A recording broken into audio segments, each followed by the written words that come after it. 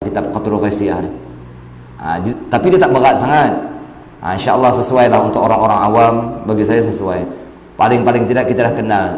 Mungkin hari lain ada dah belajar sifat 20, ada kan? Dah belajar sifat 20. Ambil daripada ustaz tu. Dia ajar macam mana fahamkan sifat 20 tu betul-betul. Hari ini kita mengaji pula macam mana cara tasawuf hakikat. InsyaAllah ke depan kita akan bahas. Muqaddimah tak selesai ni. Dan adapun nisbah ilmu tasawuf ini, nisbah dia, apa makna nisbah? Pegu ataupun adu dengan ilmu yang lain. Itu makna nisbah. Saya dah sebut, wujud kita wujud apa? Wujud nisbi, wujud nisbah. Bila sebut nisbah, mesti kena ada yang lain. Ada kita kena mesti ada ayah kita, mesti ada mak kita. Tak boleh ada kita sendiri. Bermakna kita nisbah kepada yang melahirkan kita. Yang tu ibu kita, yang ni ayah kita, yang kita ni anak. Siapa nama ayah kita? Ayah kita Mamat, saya bin Mamat. Nisbah kepada anak kita pula. Nisbah wujud anak kita dengan kita. Saya bapa pula, anak saya jadi anak pula. Betul tak? Begitulah. Kalau nisbah kepada ilmu lain bermakna ada dua. Okey. Adapun nisbah ilmu tasawuf ini, mana adu dengan ilmu yang lain, maka iaitu setengah atau sebahagian daripada ilmu agama yang 3 bahagi. Kan Nabi bila didatangi Jibril tanya kepada Nabi pertama iman. Nabi jawab, sadaqta ya Rasulullah. Dia kata. Kemudian Jibril tanya Islam. Sadaqta ya Rasulullah, benar kamu ya Rasulullah, kamu jawab tu betul. Yang ketiga Jibril tanya apa? Ma huwal ihsan, apa itu ihsan? Nabi pun jawab.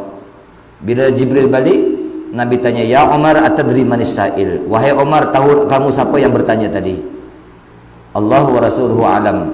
Sayyidina Umar kata, Allah dan Rasul lebih mengetahui. Nabi jawab, innahu Jibril atakum yu'allimakum dinakum. Yang datang kepada kamu tadi itu ialah Jibril. Ia datang kepada kamu untuk mengajar kepada kamu tentang agama kamu. Bermakna kalau agama tu, apa maksud agama? Himpunan daripada iman, Islam, ihsan. Memadai iman dan Islam. Ihsan tu kesempurnaan. Itu agama. Jangan kata agama apa? Kita agama Islam. Sembahyang pun tak. Saya nak kata kafir tak berani. Sebab dia mungkin mengucap 2 kalimah syahadah.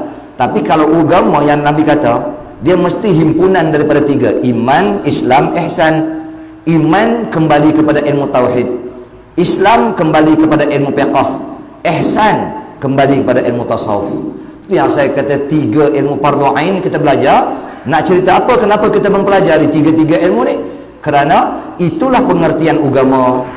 Kalau 3 ilmu ni kita tak faham, kita hidup tak tahu tak ikut undang-undang sebagaimana apa yang kita pelajari daripada 3 ilmu tersebut. Macam mana kita dinamakan beragama Islam? Bukan macam tu. Itu yang saya tekankan, 3 ilmu ni kena belajar, kena sampai faham. Sekira-kira sah i'tiqad kita, sah amal ibadat kita, sah perjalanan kehidupan kita. Macam mana sah perjalanan kehidupan kita? Ni tasawuf ni. Kita hidup gerak-geri kita seharian, waktu kita bukan sia-sia. Amal ibadat kita dah fiqh diterima tapi hati batin tak diterima, masalah juga. Okey. Ya, agama yang 3 bahagi apa dia? Iaitu 3 bahagi. Ilmu usuluddin, yang saya sebut tadi. Ilmu tauhid. Itulah pengertian agama yang kita suruh belajarlah tauhid sampai faham makna la ilaha illallah. Saya di madrasah semua di hari Jumaat semua baca 3 ilmu ni. Kenapa? Sebab kita nak cerita bagi orang kampung tu lepas. Orang kampung tu, orang awam tu lepas. Mereka kata beragama Islam tapi mereka pun tak tahu macam mana agama Islam. Hari raya sembahyang raya, hari Jumaat sembahyang Jumaat, tapi tak tahu. Ini kita bagi lepas. Alhamdulillah kita mengaji ilmu tasawuf. Yang kedua ilmu tasawuf, dan yang ketiganya dan ilmu fiqh. Tengok 3 ilmu ni, tu baru dipanggil agama. Ya, baru kehidupan kita. Tahu fiqh, sembahyang. Kita pun tengok macam mana cara kita mengaji bab solat. Bab i'tiqad pula, macam mana yang kita ajar dalam sifat 20, pengertian kalimah la ilaha illallah Muhammadur Rasulullah. Baru nampak. Kalau boleh hidupkan anak qaryah kita ni dengan 3 ilmu ni, tak ni 3 ilmu ni kita hidupkan bagi mantap, insya-Allah dia akan nampak apa pentingnya berkeluarga, ada tanggungjawab mereka dengan keluarga, kan, tanggungjawab kita dengan masyarakat kampung, tanggungjawab dengan adik-beradik kita macam mana tanggungjawab, urus sebagaimana apa yang kita mengaji, baru tepat. Kalau tidak, kita ni Islam keturunan. Islam juga, saya tak kata kafir ya, Islam tapi keturunan. Dia tak tahu, pakai ikut je sebagaimana tok nenek kita, ayah kita buat, orang kampung buat, macam tu lah kita, tak ada perubahan. Tapi makin lama kita makin dekat ajal kita, betul tak? Ajal kita makin dekat, kita pun tak tahu bila Allah, malaikat Jibril, Israel nak cabut nyawa kita.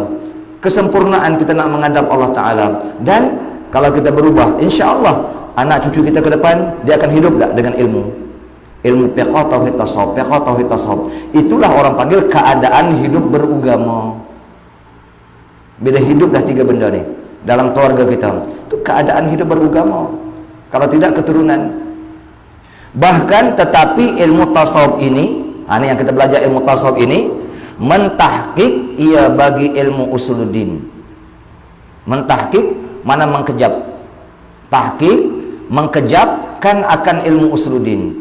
Sebab apa mengkejapkan akan ilmu usuluddin? Yang kita belajar ilmu usuluddin, belajar wujud, qidam, baqa, mukhalafah, qiyamuhu sampai habis. Lepas tu pengertian la ilaha illallah. Yang tu ilmu, saya kata alhamdulillah, kalau tahap tu kita faham pun alhamdulillah. Tapi bila kita belajar la ilaha illallah, last sekali susunan sifat iftiqar apa dia? Wahdaniyat. Kenapa ulama letakkan wahdaniyatullah sekali?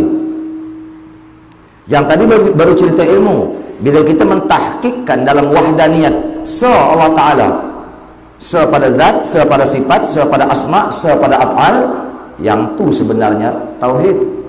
Di mana ada bahas benda tu? Dalam ilmu tasawuf. Dalam ilmu usuluddin biasa, wujud, qidam, baqa tak jumpa tu.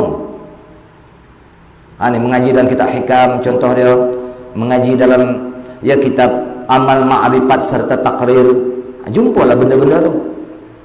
Itu yang dia kata mentahkikkan, ia akan bagi ilmu usuluddin dan menghening. Hening tu mana? Bersih. Hening tu bersih, kosong bagi ilmu fiqh. Kenapa hening? Bila kita dah tahu dah kita kena beramal ibadat, kita pun Allahu Akbar sembahyang. Sembahyang kita kadang-kadang ada riak,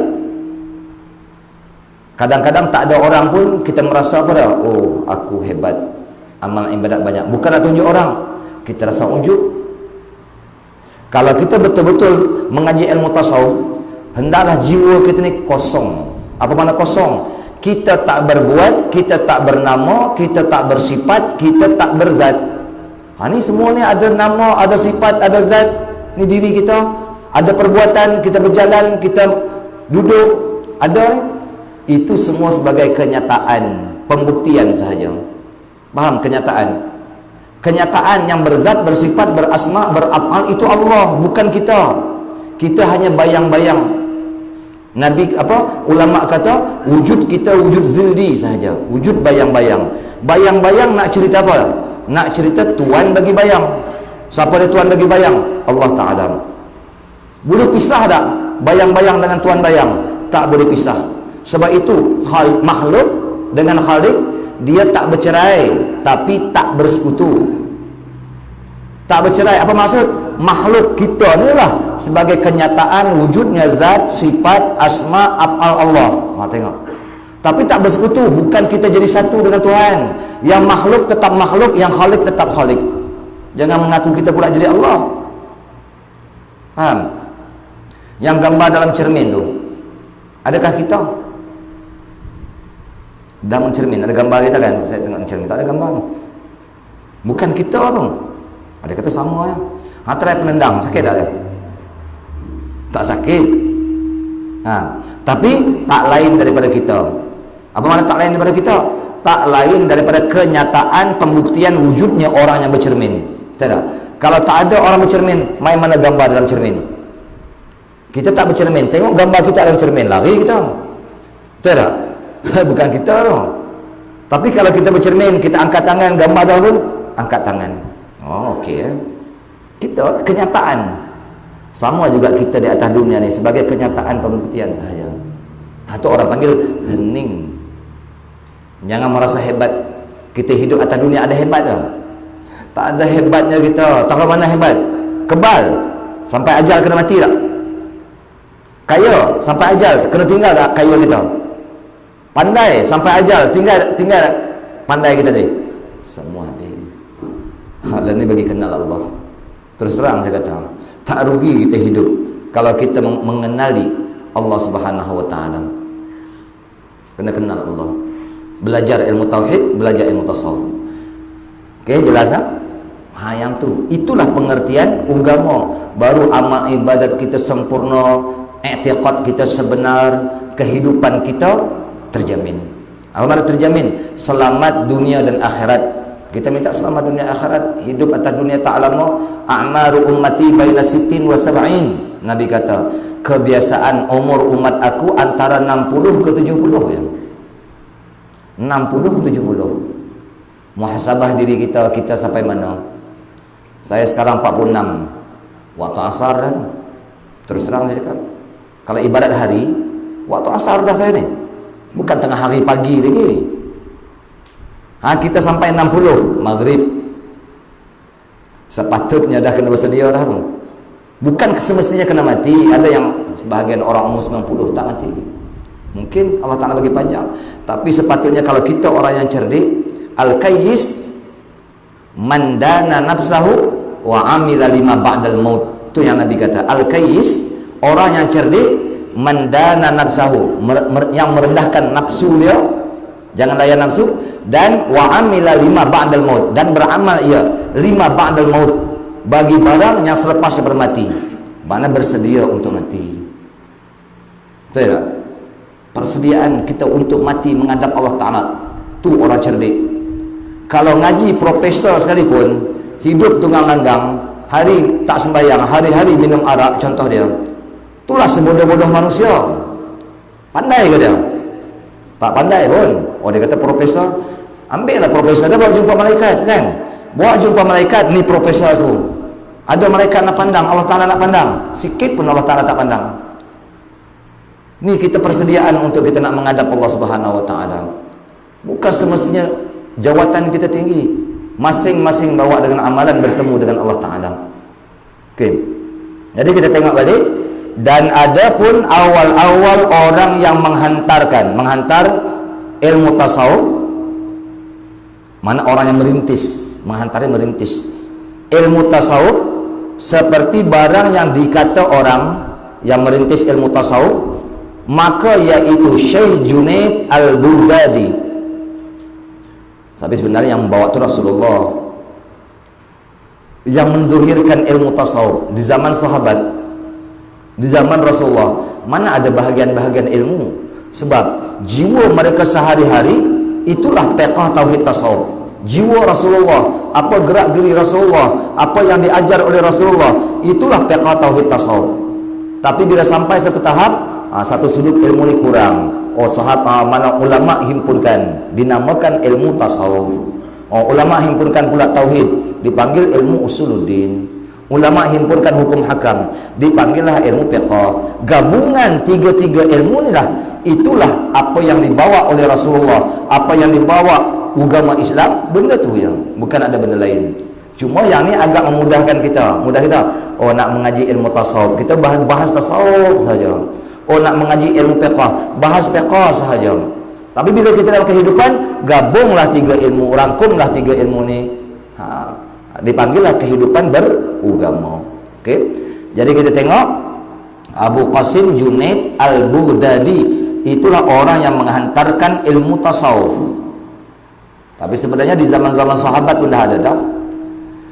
Dan ada pun nama ilmu tasawuf ini, kenapa dipanggil tasawuf? Okey. Maka yaitu ilmu tasawuf. Maka yaitu nama ilmu tasawuf tu, satu ilmu tasawuf. Tasawuf tu mana terbersih.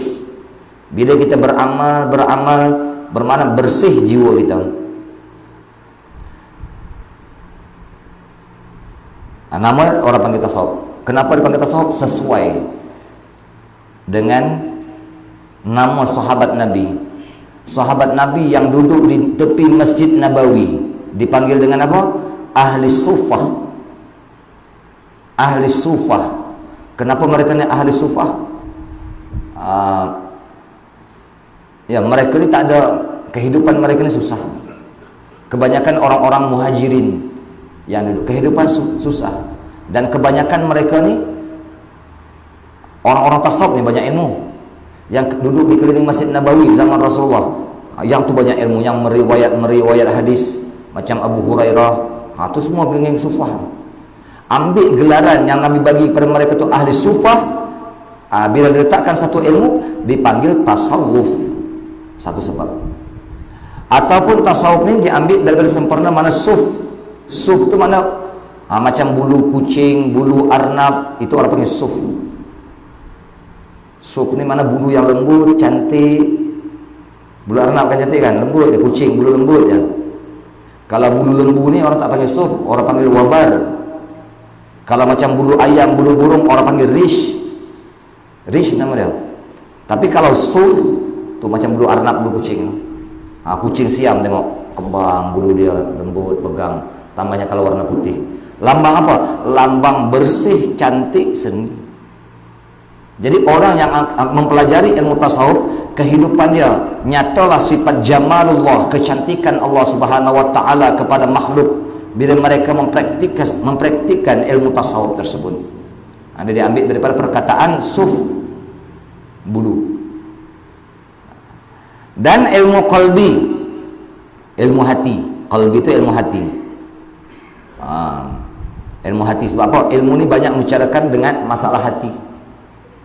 Hati kita ni adakah syuhud kepada Allah Ta'ala? Hati kita ni adakah muraqabah kepada Allah Subhanahu Wa Ta'ala? Semua dia menekankan ke arah hati. Faham? Itu panggil ilmu qalbi. Apa dia sifat mahmudah, apa dia sifat mazmumah, semua hati. Dan ilmu batin. Ni ilmu batin, bukan ilmu kebal ya. Ilmu batin bukan ilmu kebal, ilmu boleh terbang dah. Yang kita belajar ilmu tasawuf tu orang panggil ilmu batin. Sebenar ilmu batin ni tak payah fikir-fikir nak tetak taklud, tak payah. Belajar macam ni. Dan ilmu laduni pun dipanggil ilmu tasawuf. Sebab apa dipanggil ilmu laduni? Orang panggil ilmu laduni ni, ilmu laduni dapat macam mana? Ilmu laduni asal mana? Di sisi aku. Mana ilmu yang dianugerahkan oleh Allah Subhanahu wa taala kepada hamba-hamba dia. Macam mana dia dapat ilmu laduni? Dalam kitab Al-Manhalus Sufi, semalam saya ingat lagi hari ngajang. Dia kata takkan dapat seseorang ilmu laduni melainkan selepas seseorang tadi ada ma'rifat di dalam hati dia. Tak usah fikirlah, dia kata, oh saya mimpi semalam dapat ilmu, orang ajarkan ilmu, dia kata ngubat orang ke ilmu tu ke ilmu ni. Itu bukan laduni. Itu bukan laduni. Laduni sebenar, kalau kita ada dah ilmu ma'rifat, mengenal Allah Subhanahu wa taala, Allah taala akan anugerahkan, bukakan ma'rifat yang lebih lagi. Banyak lagi ma'rifat Allah yang disebutkan, yang Allah taala zuhirkan ma'rifatnya hanya secebis baru. Oh, kita dah boleh syuhud, dia ajar masalah syuhud, kita pun syuhud. Baru secebis. Banyak lagi ma'rifat yang tersembunyi hanya Allah Ta'ala saja yang mengetahui. Bila seseorang tadi Allah Ta'ala angkat, Allah Ta'ala bukakan ma'rifat dia, antara dia dengan Tuhan sahaja yang mengetahui. Okay. Jadi ilmu yang kita belajar, kitab yang kita belajar kitab tasawuf hakikat, bermakna mempelajari ilmu tauhid.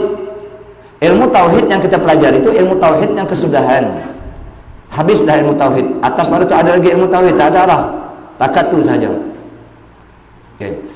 Bila kita mempelajari ilmu tauhid, dia kata tadi awal-awal kita mengaji ilmu tasawuf supaya dapat mengenal sebenar-benar kenal. Orang yang mengenal Allah Ta'ala tadilah akan mendapat ilmu laduni. Kan? Dipanggillah ilmu tasawuf ni ilmu laduni. Apa dia? Ilmu sebab untuk mendapat ilmu laduni. Itu maksudnya. InsyaAllah dengan kita mempelajari, kita akan dapat mengenal Allah Ta'ala. Dan ilmu mukasyafah, tahu ilmu mukasyafah? Ilmu kasyaf. Apa kasyaf?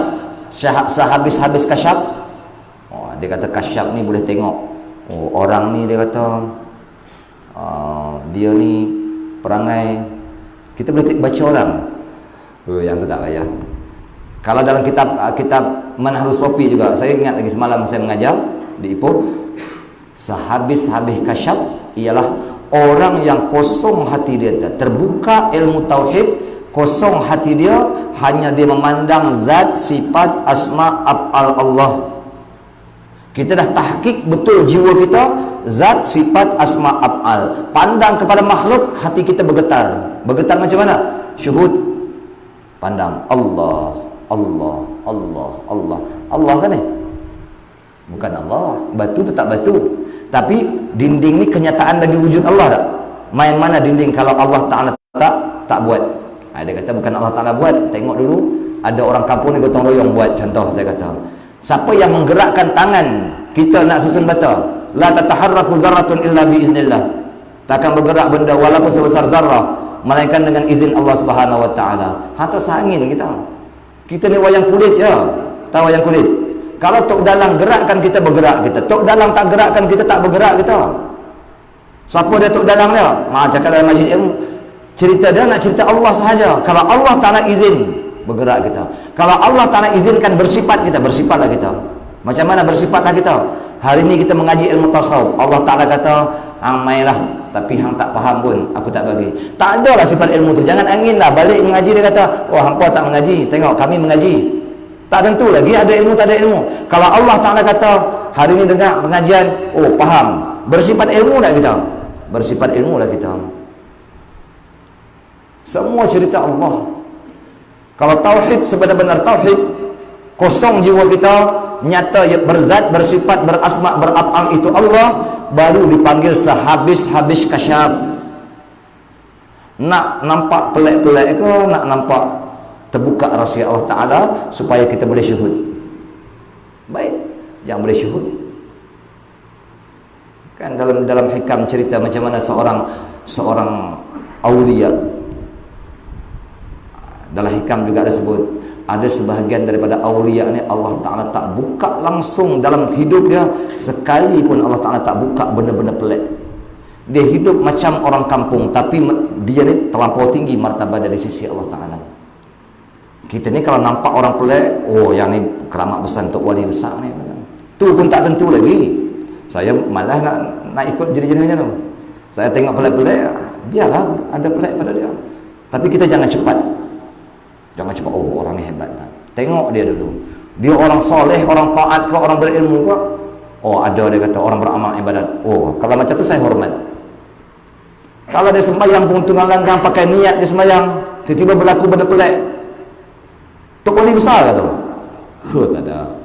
Sikit lah hati saya takkan nak rasa hormat, nak rasa apa, kita tak mau. Sebab kita bahaya benda tu. Kan hikam tersebut, bila seorang minta, dia nak tengok iblis, nak tengok syaitan, berdoa pada Allah Ta'ala, Allah Ta'ala tak bagi. Bertahun-tahun dia berdoa, Allah Ta'ala tak bagi. Lalu sekali kita fikir, alangkah baiknya aku minta Allah Ta'ala tunjukkan ma'rifat tunjukkan mana mengenal Allah Subhanahu Wa Ta'ala dalam kehidupan. Allah Ta'ala buka. Last sekali Allah Ta'ala bagi juga dia nampak syaitan, baru dia nampak Allah. Dia kata banyak. Macam mana? Ketika tu ada hatib bersuara, dia kata, macam mana aku nak lepas ni? Macam ulat taik ni, penuh ni macam ulat taik ni. Iblis ni, syaitan-syaitan ni banyak ni. Dia kata, kalau mana siapa-siapa yang aku beri rahmat, aku beri hidayat, orang ni akan terlepas. Kalau tidak, pakai hanyut. Penuh. Nak kata apa ni? Kita tak nampak je ni. Cuba kalau Allah Ta'ala buka, kalau macam tu baik tak payah nampak lah. Serabut kita nanti. Nanti nak berjalan malam pun tak berani dah. Dan ni relax je kan. Kalau Allah Ta'ala buka, pakai duduk lilik, ketak. Lebih baik cara macam kita sekarang hidup. Okey? Jelas ya? Dan dipanggil juga ilmu asrar, ilmu rahsia. Nah, ilmu rahsia. Apa dia? Dalam ilmu tasawuf mempelajari rahsia-rahsia Allah Subhanahu wa taala. Ada semua ke depan ni kita akan cerita nanti. Dan ilmu maknun. Maknun mana? Ilmu yang tersimpan atau yang tersembunyi. Ilmu tasawuf ni ilmu yang tersimpan, ilmu yang tersembunyi. Orang banyak cerita tasawuf, tapi nak cerita rahsia di dalam tasawuf. Ya, rahsia dalam tasawuf, macam mana kita nak mengenal Allah Ta'ala. Kalau kita kata manusia sebagai rahsia Allah Ta'ala, Allah sebagai rahsia bagi manusia, cuba hurai. Al-insanu sirri wa ana sirruh. Insan rahsia aku adalah rahsia bagi manusia. Oh, tak faham. Tak faham yang tu hampa bukan cerita tasawuf lagi. Tak kenal lagi tu. Dari mana rahsia Allah Ta'ala pada diri kita? Ada. Kan? Rahsia Allah Ta'ala pada diri kita ni ada. Tak usah cari jauh. Yang tu mana kena? Itu orang panggil yang tersimpan. Tu. Belah telinga kita, Pak Karim. Belah telinga kita, cari sifat pendengaran kita. Sifat pendengaran. Boleh cari ke sifat pendengar kita? Tak jumpa. Okey, belah nyawa kita, belah badan kita, cari nyawa kita. Belah biji mata kita, cari sifat pelihat. Bukan biji mata Allah, cari sifat pelihat pada biji mata. Dengan sebab sifat pelihat tu kita boleh melihat. Dengan sifat pendengar tu kita boleh mendengar. Dengan sifat penghidup yang ada pada kita kita hidup. Dengan sifat perkuasa yang ada pada diri kita, tu yang kita boleh tolak meja, angkat ni. Dengan sifat berkehendak yang Allah Ta'ala letak di dada di diri kita ni. Sebab itu kita berkehendak macam tu, kehendak macam ni. Cuba belah dada kita, cari sifat berkehendak. Mati hidup balik tak jumpa. Doktor carilah doktor pakar sekali atas dunia ni, tak dapat. Kenapa tak dapat? Itulah rahsia Allah Subhanahu wa taala pada diri kita. Kenapa kita kata rahsia Allah Ta'ala pada diri kita? Itulah kenyataan sifat ma'ani bagi Allah Ta'ala. Qudrat ni, qudrat, iradat, kehendak, ilmu. Belah otak kita cari ilmu, boleh cari ilmu tak? Tak boleh. Ilmu, hayat, ni nafas terus naik. Sama, mendengar kita ni. Basar, melihat kita ni. Kalam, bercakap kita. Sifat perkata kita, cuba cari belah leher kita ni, cari sifat perkata. Tak jumpa. Tapi ada tak sifat ni pada anak tekak kita? Mesti ada. Dengan sebab adanya sifat perkata pada anak tekak kita ni kita boleh bercakap ni. Kalau sifat perkata ni tak ada, kita tak boleh nak bercakap. Okey, sebenarnya yang bersifat, 7 sifat tu yang saya sebutkan tadi, sifat siapa? Sifat Allah, bukan kita. Tapi Allah Ta'ala nyatakan, tu yang kalau kita belajar sifat martabat 7 di sini, tak ada belajar lagi martabat 7 kan? Okey. Tu yang kalau kita belajar sifat martabat 7, hakikat Muhammadiyah dalam martabat wahdah, hakikat Muhammadiyah dia ahad, wahdah, wahidiyah, alam roh, alam misal, alam ajsam, alam syahadah. Hakikat Muhammadiyah wahdah, sifat dia apa? 7 sifat ma'ani. 7 sifat ma'ani itu siapa yang menyatakan? Allah Ta'ala nyatakan kepada Nur Muhammad. Nur Muhammad pun tak nyata juga. Allah Ta'ala nyatakan kepada Adam.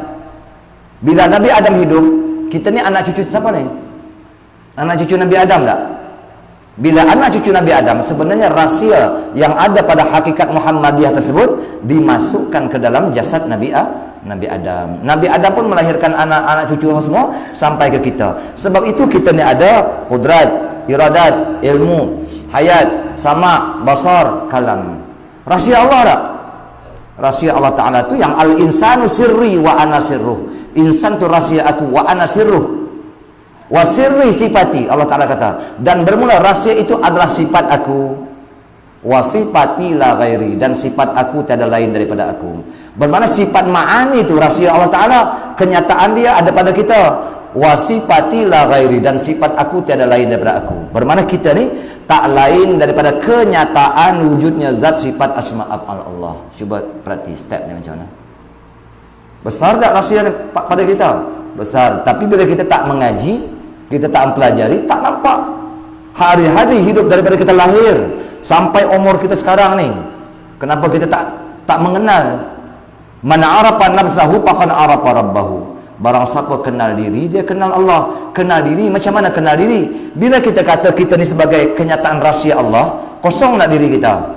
Habis, yang kita buat ni kenyataan perbuatan Allah Ta'ala. Yang berbuat itu Allah. Kita ada bernama, ni nama saya sekian-sekian, ni nama kepala, ni nama tangan, ni nama badan. Hakikat yang bernama, ampunya nama itu Allah. Hakikat yang bersifat, siapa dia? Kita ada sifat, tadi 7 sifat saya kata. Hakikat yang bersifat itu siapa dia? Itu Allah. Kita hanya kenyataan, pembuktian sifat-sifat tersebut. Yang berzat, ini kita daripada hujung rambut sampai hujung kaki. Orang panggil zat ataupun diri kita. Hakikat diri kita itu hanya kenyataan ataupun pembuktian tentang zatullah. Kan? Kita bukti sahaja. Hakikat yang berzat itu Allah. Macam mana zat Allah Subhanahu Wa Taala? Allah bukan jirim. Jangan kaji, tapi yakin. Yakin tak Allah Taala? Kenapa kita yakin dalam wayar ni ada arus elektrik tak ni? Saya belah wayar tu, keluarkan tembaga dia, berani pegang tak kalau switch saya buka?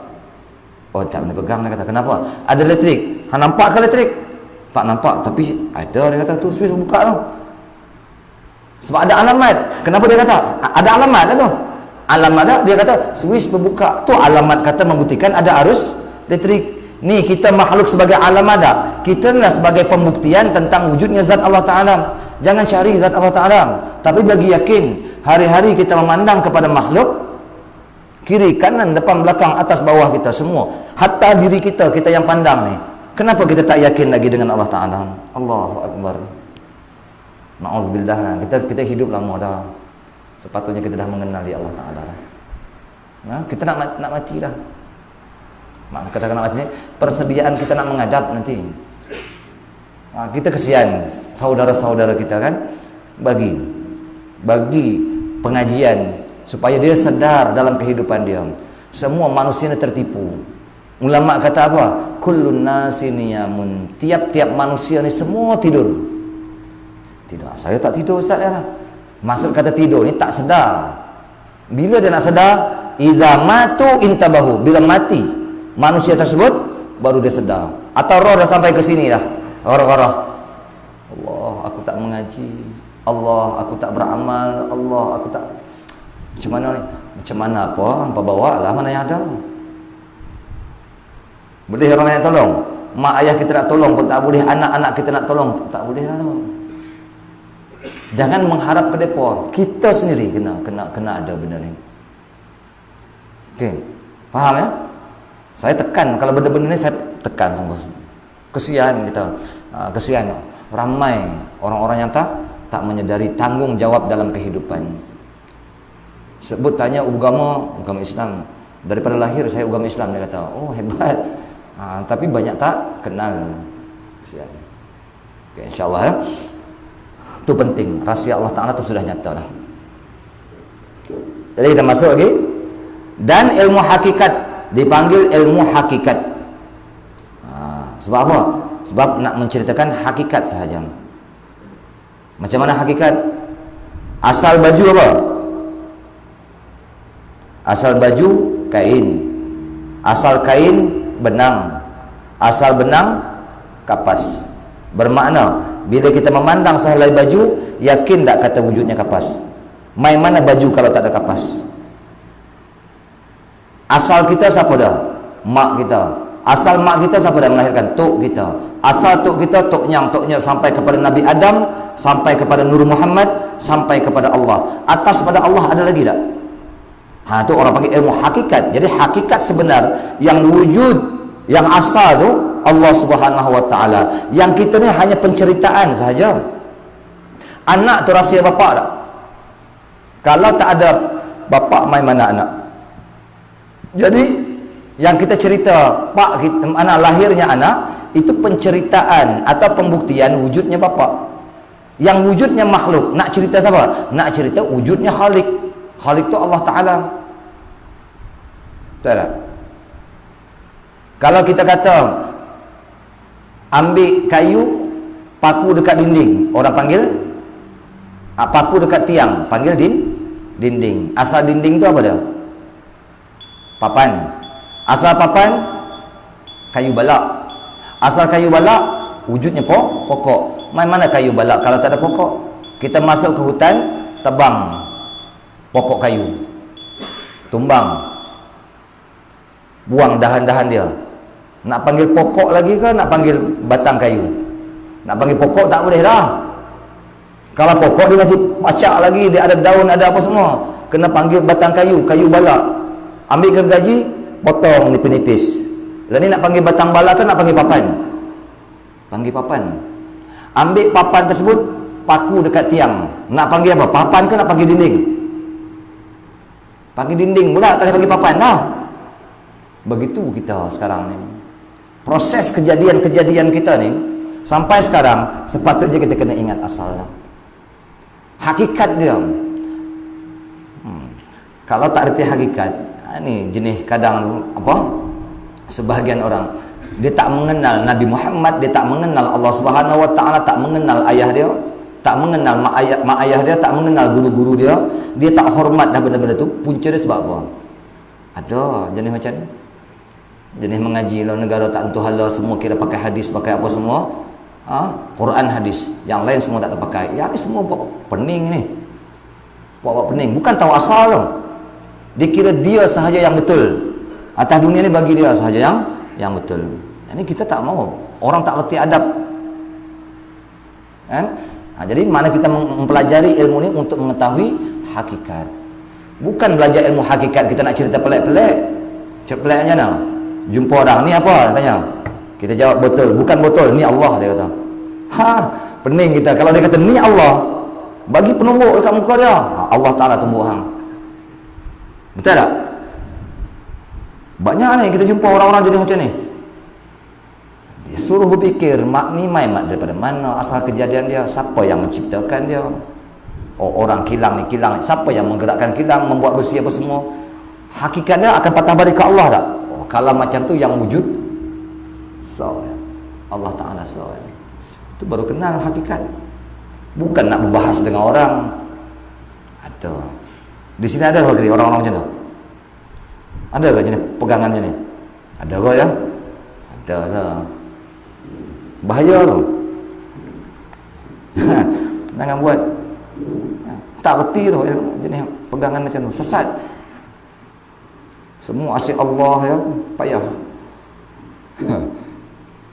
Kalau Allah dia makan nasi pun dia makan Allah. Ni berak apa pula? Berak yang keluar tu. Dan nak kata apa yang keluar? Allah juga. Allahu Akbar. Itu serba susah. Dan ilmu zauqi, ilmu rasa. Zauqi itu adalah ilmu rasa. Allah Ta'ala bukan boleh dilihat, Allah Ta'ala bukan boleh dipegang, tapi rasa perasaan, keyakinan kita. Dengan kita memandang kepada makhluk, yakin tak Allah Ta'ala? Yang yakin itu rasa di hati ya. Rasa kehebatan Allah Ta'ala. Hebat itu di mana? Di hati ya. Jumpa harimau atau jumpa nampak berjalan malam tolong melompat, kita duduk tengah naik kereta atau naik motor, tengok melompat putih, dia rasa macam nak tengok naik dulu rumah. Kenapa? Yakin depan aku, oh hantu dia kata. Dia rasa tak? Dia rasa. Kita ni bila kita dah syuhud kepada Allah Ta'ala ya, pandang kepada makhluk, yakin bahawa yang berkuasa Allah, yang berkehendak Allah, segala-gala, memandang kepada makhluk ni, bulu roma naik, ya naik tak sama, dia ada rasa. Kenapa? Rasa kehebatan Allah Subhanahu Wa Ta'ala. Betul tak? Kita tengok pula api, api bakar tu bakar ni, Allah, kita kata macam ni azab di hari akhirat. Kita rasa kehebatan Allah Subhanahu Wa Ta'ala yang menjadikan api neraka. Jadi kita pandang kepada api, erti kata tuan bagi api. Siapa dia tuan bagi api? Allah Subhanahu Wa Ta'ala. Jadi yang hebatnya Allah Ta'ala tak? Apa juga seluruh makhluk yang kita pandang. Oh, kita tengok orang miskin minta sedekah, Allah, kesian di hati kita. Bawa anak kecil, berjual keropok tepi bank, hati kita. Kita timbul perasaan rahmah, kasih sayang, memandang anak kecil. Sebenarnya reti bahawa yang kasih sayang tu Allah Ta'ala. Bila Allah Ta'ala yang ada sifat kasih sayang, Allah Ta'ala nak menyatakan kasih sayang Allah Ta'ala tadi, kita pun ambil duit, ambillah RM20. Sebenarnya yang kita bagi nak cerita apa? Nak cerita sifat Rahman Allah Ta'ala, nak sifat Mu'ti Allah Ta'ala. Allah Ta'ala yang memberi. Ada kata saya yang bagi. Memanglah nampak saya yang bagi, tapi hakikat siapa yang menggerakkan hati saya, siapa yang menggerakkan tangan saya bagi kepada orang susah tadi? Bagi orang tauhid, cukup apa yang berlaku dalam kehidupan seharian, dalam kehidupan kita sendiri, gerak-geri kita pandang reti tauhid kita kepada Allah Ta'ala. Yang tu semua rasa Allah Ta'ala kita tak nampak. Jangan hukum Allah Ta'ala. Allah Ta'ala ni kita yakin sahaja wujud Allah Ta'ala.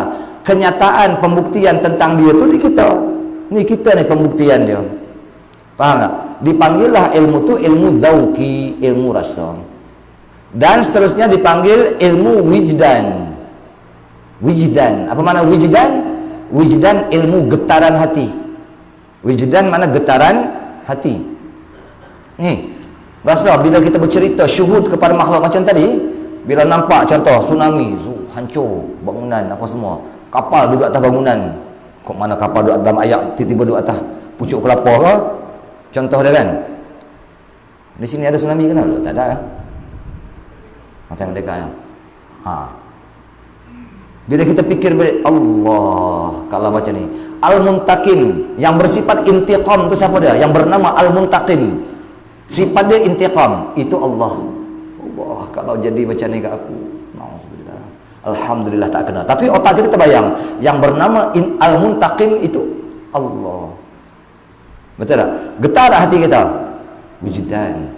Bila kita berzikir Allah, Allah, Allah, Allah, dia ada satu perasaan. Perasaan bukan kita hebat, yang hebat Allah, yang berkuasa Allah. Getar hati kita. Kan? Yes. Dan beberapa lagi nama yang lain daripada nama yang tersebut. Sikit kan? Dan ada pun tempat ambil ilmu ini. Diambil daripada mana? Ambil daripada orang kafir ke? Maka iaitu daripada Quran dan hadis Nabi sallallahu alaihi wasallam. Ini daripada Quran dan hadis. Baca Quran tak nampak pun ilmu tasawuf, dia kata kita yang buta perut ni memang tak nampak lah. Bagi orang-orang yang ada ilmu, yang alim, satu ayat dia buka, dia reti. Jangan adu di kita. Setengah orang baca Quran, dia kata dalam Quran tak ada ilmu tasawuf. Dia nak menyuruh orang lain tu nilai dia sama dengan dia. Dia tu bodoh, nak suruh orang lain tu bodoh macam dia juga. Itu yang kita jadi susah. Orang-orang dulu lebih arif, lebih mengenal. Baru 4-5 tahun balik luar negara dah bising. Tak? Orang lain pun banyak lagi yang ngaji luar negara. Nampak tak? Payah sekarang. Dan daripada segala perkataan segala apa tu? Segala ahli ya. Ahlinya yang sampai mereka itu kepada martabat yang diterima orang akan perkataan. Macam mana? Ilmu tasawuf ni ambil daripada orang yang ahli, yang sampai martabat perkataan mereka itu diterima oleh orang. Apa dia? Orang yang siqah, orang yang ada sifat kepercayaan, orang yang sudah masyhur dengan ilmu dia. Contoh perkataan-perkataan orang-orang sufi. Apa dia? Ya, perkataan orang sufi macam sebahagian perkataan hikam. Itu perkataan orang sufi. Al-wasiduna ilallah al-alimuna bih. Dalam Quran tak jumpa, tapi Tuan Hikam ada kata orang yang sampai kepada Allah ialah orang yang mengetahui tentang ketuhanan. Maqama linafsika la takun bihi li ghairika. Apa yang Allah Ta'ala takdirkan untuk kamu tak akan berpindah kepada orang lain. Itu perkataan orang-orang sufi. Maksudnya qada mubran kita sudah ada dah. Jangan takut, kehidupan kita ni selagi kita bernyawa ada tak rezeki kita? Ada rezeki kita. Habis nyawa kita dah, mana habis dah umur kita, habis dah rezeki kita. Itu semua dalam perkataan-perkataan ulama. Dalam mungkin dalam Quran dan hadis ada kepahaman, tetapi ulama kata lagi apa? Ma akhadtul ilma bil qil wal qalb bal akhadtul ilma bi suhbatir rijal. Itu semua ulama kata. Itulah ilmu tasawuf diambil daripada Quran, hadis dan perkataan ulama-ulama yang sampai kepada martabat yang diterima orang ramai perkataan mereka. Dia ni bukan pembohong, dia ni orang yang siqah, perkataan dia dipercayai. Kalam-kalam yang keluar dia itu daripada apa tu? Daripada ilham Allah Subhanahu wa taala. Oh, dia kata ilham, dia percaya ke dia ni. Habis Nabi dah kata ittaqu firasatal mu'minin fa innahu yanzuru binurillah. Takut oleh kamu akan firasat, pandangan orang-orang yang beriman. Kenapa takut? Kerana mereka memandang dengan nur yang Allah Ta'ala berikan kepada mereka. Apa dia? Kalam-kalam yang keluar ni Allah Ta'ala bagi ilham dalam hati mereka. Sebab itu kalam-kalam yang mereka gunakan meresap ke dalam jiwa orang yang mendengar. La tu'alliqil khanazir, la tu'alliqid durra fi anaqil khanazir. Itu kalam ulama. Jangan kamu gantungkan permata di leher babi. Ada tu maksud dia tu.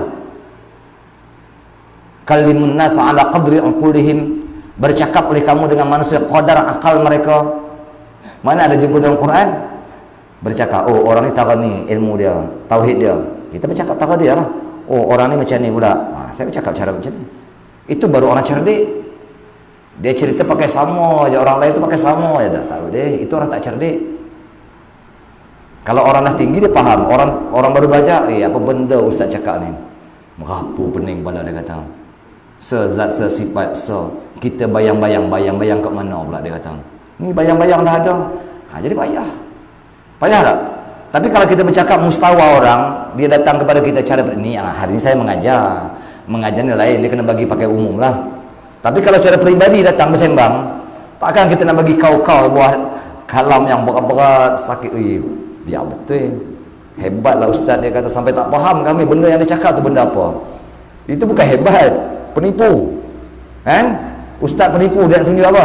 Tunjuk dia hebat, dia pun tak reti juga. Tapi dah dia cakap dia benda orang tak reti, sedap dia berbuah. Jangan. Kan? Nampak tak? Itu daripada kalam perkataan ulama. Dan ada pun hukum syarak pada menuntut ilmu tasawuf ini, hukum syarak, maka iaitu wajib ain. Apa makna wajib ain? Fardu ain. Tiap-tiap orang kena belajar. Dia kata saya wakil lah, ni suami pergi, dia kata wah, suami pergi ke masjid mengaji ilmu tauhid, mengaji ilmu tasawuf, saya tak pergilah. Apa? Tak lepas. Sebab ilmu ni fardu ain. Ngaji dan muhimmah sebab apa? Di hari akhirat elok suami nak masuk syurga, abang Sad dia kata jom kita masuk neraka. Sad dia kata, kenapa? Abang tak ajar saya. Abang tak ajar saya ilmu ni. Saya tak tahu apa. Ni saya mati dalam keadaan saya berdosa. Jom. Sebab saya tanggungjawab abang di atas dunia dulu. Kita terjun sekali sama-sama. Dah selesai nanti kita masuk syurga. Jadi payah. Kenapa? Fardu ain atas tiap-tiap orang, tak kira laki-laki perempuan, atas tiap-tiap orang yang kuasa, mana-mana mampu berfikir. Kalau belajar, hang nak kenal tak huruf alif, hang tengok tiang elektrik tegak macam tu, itulah bandingan huruf alif. Tak kenal lagi ustaz, dia kata macam tu pun. Tak tahu dia kata, macam ni tak payah belajar lah. Dia tak terima pengajaran tu, tak reti lah tu. Tapi kalau kita ni dicakap pun kita reti, tapi tak mau belajar, payah. Ini tak ada kemampuan. Inilah arti kait kuasa, iaitu pada barang yang lain daripada fardu ain, daripada ilmu usul. Artinya pada kuasa iaitu pada barang, bukan kait ya. Arti pada kuasa iaitu pada barang yang lain daripada fardu ain, daripada ilmu usuluddin. Tiap-tiap orang yang kuasa. Jadi kalau seandainya kita dah berkemampuan, usuluddin tadi dia ada dua lah. Ilmu tasawuf sebahagian daripada ilmu usuluddin. Dah habis dah ilmu yang pertama kita belajarlah ilmu yang kedua. Dah habis dah belajar sifat 20, wujud qidam baqa, belajarlah cara tauhid hakikat ni. Tak belajar cara orang awam, orang kampung, terus salah saya kata. Bukan saya nak merendahkan orang kampung. Orang kampung kebanyakan kalau duduklah cara mereka, tak tahu apa benda matlamat hidup mereka. Sekarang kita dah ada matlamat. Apa matlamat kita? Mengenal Allah. Kalau dah dapat kenal Allah dan Rasul, Apa lagi kita nak tunggu? Tunggu malaikat datang ya. Tunggu mati ya sebenarnya. Mudah-mudahan mati kita dalam keadaan husnul khatimah. Ya. Mati kita dalam keadaan husnul khatimah. Adapun barang yang ada ia daripada qadar fardu ain. Oh, lajaklah kita ni. 35 dah. Cukup. Lagi pun orang banyak tak ada kan. Insya-Allah kita bulan depan lah kita akan cerita lain. Adapun barang yang ada ia daripada qadar fardu. Wallahu alam. Insya-Allah kita sambung pada pengajian yang akan datang. Yang mana benar datang pada Allah Subhanahu wa taala, yang mana kekurangan daripada kelemahan saya sendiri saya mohon maafkan. Wabillahi taufiq wal hidayah. Wassalamualaikum warahmatullahi wabarakatuh. Bismillahirrahmanirrahim. Alhamdulillahirabbil alamin wassalatu wassalamu ala asyrafil anbiya'i wal mursalin wa ala alihi wa sahbihi ajma'in. Allahumma ftah alaina futuhal arifin bihikmatika wa anshur alaina rahmataka ya dzal jalali wal ikram wa nas'aluka 'ilmal khaifin wa inabatal mukhbitin wa tabatas sadiqin wa syukras sabirin wa nas'aluka bin nuri wajhika alladhi malaraka na'arshikan tazra'a fi qulubina ma'rifataka hatta na'rifaka haqqa ma'rifatik. Rabbana atina fid dunya hasanatan wa fil akhirati hasanatan wa qina adzabannar. Wa sallallahu ala sayyidina Muhammad wa ala alihi wa sahbihi wasallam. Alhamdulillahirabbil alamin.